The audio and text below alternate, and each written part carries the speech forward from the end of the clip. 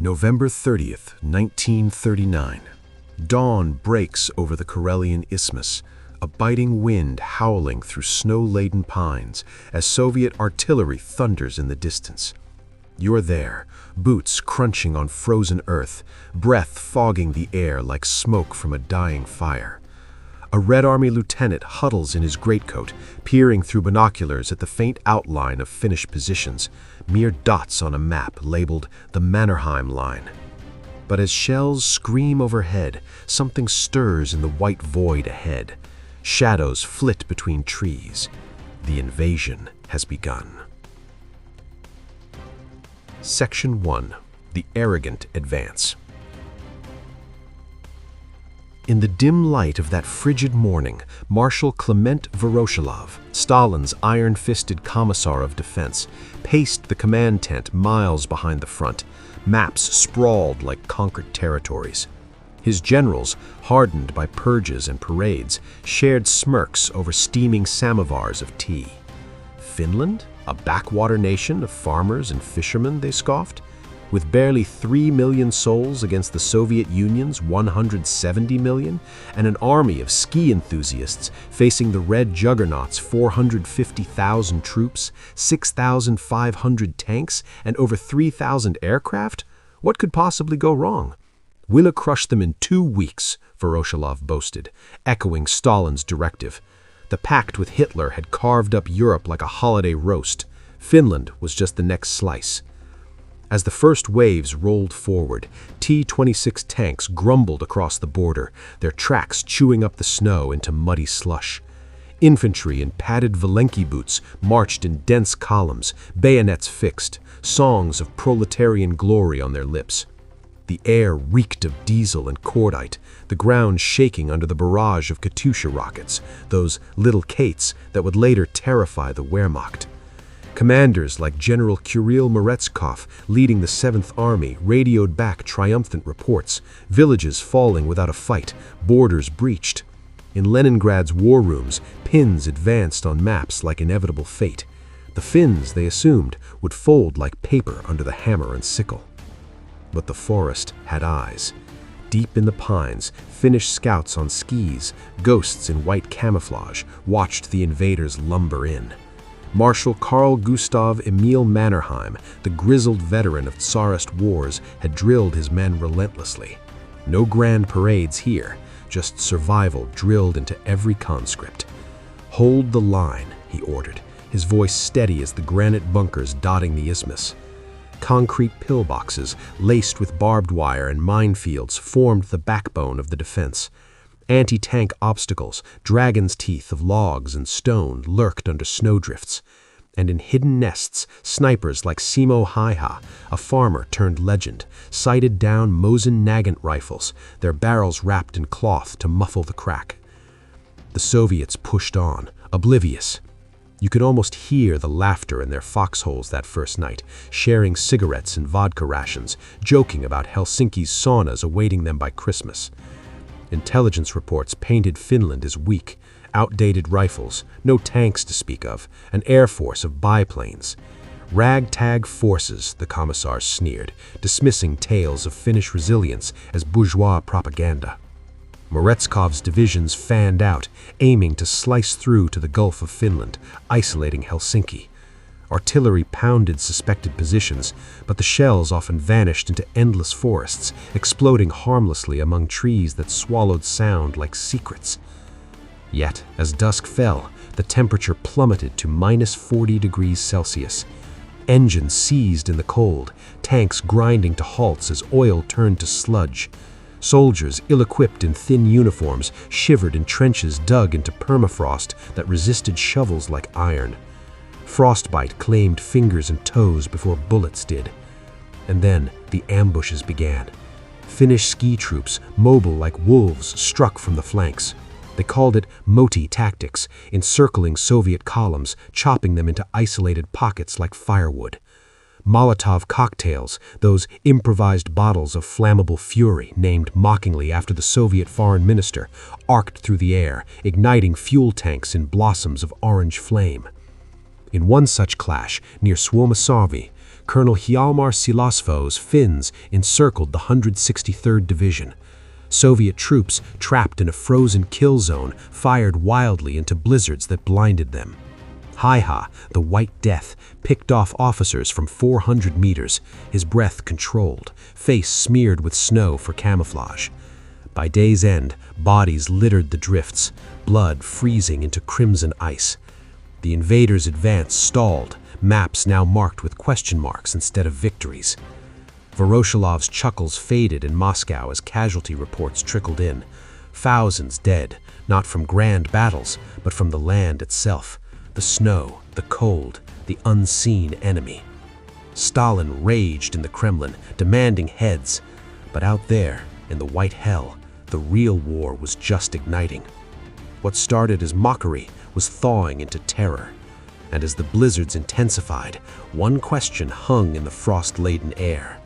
How much blood would it take to humble the bear? The temperature kept dropping through December, turning the Karelian Isthmus into a crystalline graveyard. Soviet columns, once proud and marching in tight formation, now stumbled forward like men half asleep in nightmare. Frost rimed their eyelashes, breath froze inside balaclavas until they could barely speak. Engines coughed and died without warning. Fuel lines cracked. Men huddled around pitiful campfires that gave no real warmth, only smoke that marked their position to every Finnish eye in the trees.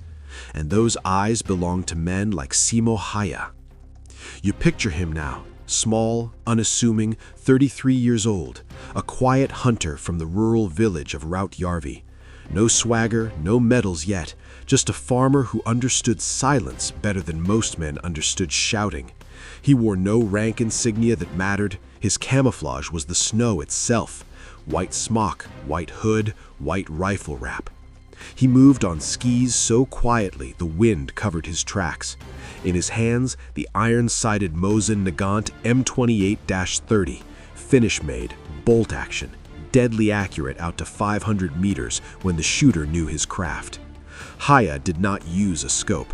Scopes fogged in the cold, reflected light, gave away position. He preferred iron sights, controlled breathing, and patience that bordered on the supernatural. He would lie motionless for hours in a snow hole, body heat melting just enough to create a shallow depression, then refreezing around him like a coffin. Only his eyes moved, only his finger waited. On December 22nd, near the village of Kola, a Soviet battalion tried to force the road. Tanks led, infantry bunched behind in the classic Red Army way, dense, visible, trusting numbers over cunning. Häyhä watched from a rise 300 meters away. First shot, an officer directing traffic. The man dropped without sound. Second shot, another officer turning in confusion. Third, a commissar waving men forward. Within minutes, command evaporated. Panic spread like frostbite. The column stalled, men firing blindly into the forest while invisible death picked them off one by one. By nightfall, the road was choked with burning T-26s and bodies already stiffening in grotesque poses. Häyhä tallied another 23 confirmed kills that day alone. Over the winter, he would reach 505, possibly more, making him the deadliest sniper in history by a wide margin. The Soviets began calling him Belaya Smert, White Death. They offered rewards, sent counter-snipers, even tried artillery barrages on suspected positions. Nothing worked. Häyhä simply moved, vanished, reappeared somewhere else. Meanwhile, the Motti tactic matured into an art form. Colonel Hjalmar Silasvuo, commanding the 9th Division near Suomussalmi, perfected it. Soviet 44th Division, over 17,000 men, artillery, tanks, advanced confidently along the narrow road through the forest. Finnish ski troops let them pass, then closed the rear like jaws. Small hit-and-run teams sliced the column into pockets. Each pocket became its own frozen hell. No resupply, no retreat, temperatures plunging to minus 43 degrees Celsius at night. Men burned their own skis for heat. Horses froze standing up. Starvation and frostbite killed faster than bullets. Inside one encircled pocket, a young Soviet lieutenant wrote in his diary before the end, "We came to conquer a small nation. Now the snow conquers us." The diary was later found frozen to his hand. Back at Stavka in Moscow, Stalin's temper boiled over. Voroshilov's confident predictions had turned to ash. Casualties mounted into the tens of thousands, not from glorious charges, but from attrition, ambushes, cold. The Mannerheim Line still held. Finnish machine gun nests in concrete bunkers spat fire day after day, chewing through wave after wave. Soviet tanks bogged down in snowdrifts or shattered by hidden 37mm Bofors guns. The Air Force, so dominant on paper, found its bombers harassed by a handful of obsolete Fokker DX-21, flown by pilots who knew every thermal current over the lakes. Stalin replaced commanders like spent cartridges. Meditskov was sidelined. Timoshenko was brought in with fresh orders, break through at any cost. Reinforcements poured forward, more divisions, more tanks, more boys from Siberian villages who had never seen snow like this. Yet the laughter was gone. In command tents, voices dropped low. Officers no longer joked about Christmas in Helsinki. They spoke instead of frostbite amputations, of men who refused to leave their sleeping bags and were found frozen solid, of entire companies vanishing between dawn patrols and dusk. The juggernaut had stumbled. The bear had been bloodied by a fox no bigger than its paw. And still the snow fell, relentless, burying the dead and the living alike. January 1940 arrived like a hammer blow. The sun barely rose above the horizon. Days were short, nights endless and merciless. Snowdrifts piled higher than a man's head. Wind carved the landscape into razor-edged sculptures of ice. For the Red Army, what had begun as a brisk winter campaign had become a slow, grinding catastrophe. Stalin no longer trusted Voroshilov's optimism. The old marshal was quietly demoted, replaced at the top by Semyon Timoshenko, a tougher, more methodical commander who understood that brute force alone was bleeding the Red Army dry. Timoshenko arrived at the front with fresh divisions, heavy artillery, and a new plan. No more probing attacks. This time, they would pulverize the Mannerheim Line into dust. The bombardment began on February 1. Over 300,000 shells rained down every day, more than the entire Finnish artillery could muster in a month. The earth trembled continuously, concrete bunkers cracked. Finnish gunners, deafened by the roar, clung to their positions while the world above them disintegrated. Smoke and snow mixed into a choking gray fog that never lifted. You can almost taste the cordite on the tongue, feel the concussion waves rattling teeth. Timoshenko's infantry followed the barrage in human wave assaults. They came shoulder to shoulder, screaming "Urrah" through frostbitten lips, trusting that sheer numbers would overwhelm what remained of the line. Behind them rolled the heavy KV-1 tanks, monsters with thick armor that shrugged off the Finns' 37mm anti-tank guns. Flamethrower teams advanced, spewing liquid fire into bunkers. Engineers dragged Bangalore torpedoes to blast wire entanglements. For the first time, the Mannerheim Line began to give. Yet, even in retreat, the Finns fought with savage ingenuity. At one strong point called Popius Bunker, a handful of machine gunners held out for days. When ammunition ran low, they rigged grenades to tripwires. When the Soviets finally stormed inside, they found the defenders dead at their posts, frozen in position, fingers still pearled around triggers. The cost to take that single bunker, over 1,000 Soviet dead. Further north, the Motti pockets tightened their noose. At Suomussalmi, Silas Vuo's men methodically destroyed the 44th Division. Ski troops darted in under cover of blizzard, cutting telephone lines, burning supply trucks, then vanishing. Soviet soldiers, starving and frostbitten, began shooting their own horses for meat. Others surrendered in droves, over 5,000 taken prisoner in a single week, many weeping with relief at the sight of Finnish soup kettles. The road to Raate became known as the Raate Road of Death. 20 kilometers of wrecked vehicles, abandoned guns, and bodies half buried in snow, preserved like grotesque statues. In Moscow, Stalin paced the Kremlin halls at night. Reports of desertions, mutinies, frostbite amputations in the thousands poured in.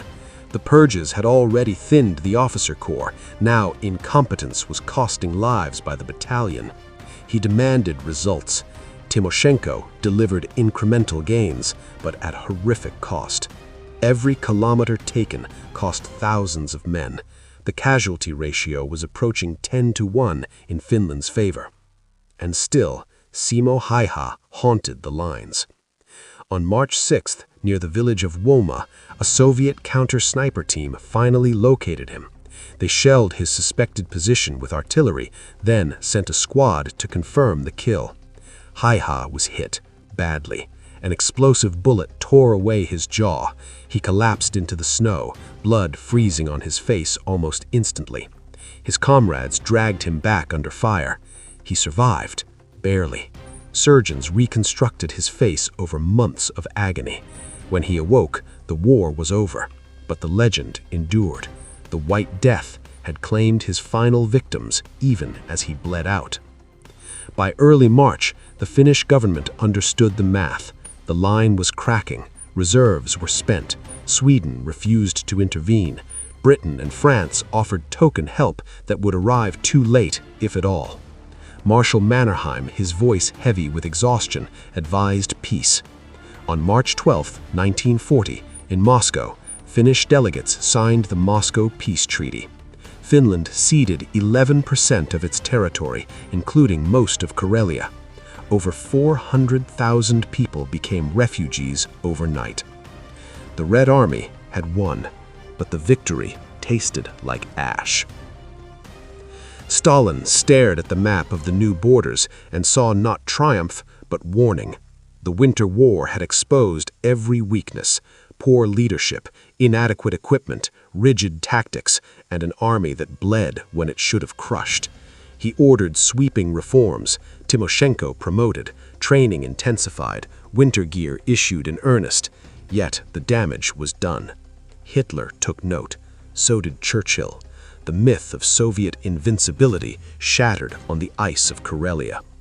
And in the forests, the snow finally began to melt.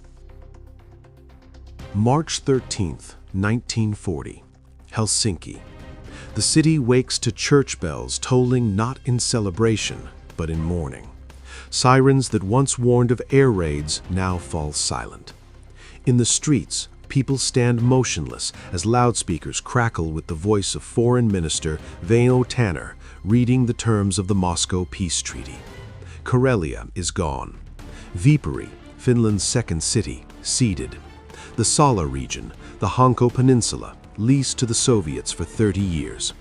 11% of the land, 30% of the industry, homes of over 400,000 people abandoned in what the Finns would forever call the Great Trek. You can see them now. Families loading sleds and carts in the bitter wind, children clutching dolls or kittens, old men looking back at birch groves and lakes they would never fish again. They walked or skied west, heads high even as tears froze on their cheeks. Behind them, Soviet commissars moved in to claim empty farmhouses, shuttered schools, silent sawmills. The exodus was orderly. No panic, no riots, just a quiet, unbreakable dignity that spoke louder than any protest. In the forests along the new border, Finnish soldiers stood down. They dismantled machine gun nests, buried the last of their dead under fresh snow, collected spent casings by the thousands. Many wept openly as they saluted the fallen. They had held longer than anyone except themselves thought possible. Against an enemy 20 times their size in manpower, they inflicted losses that stunned the world.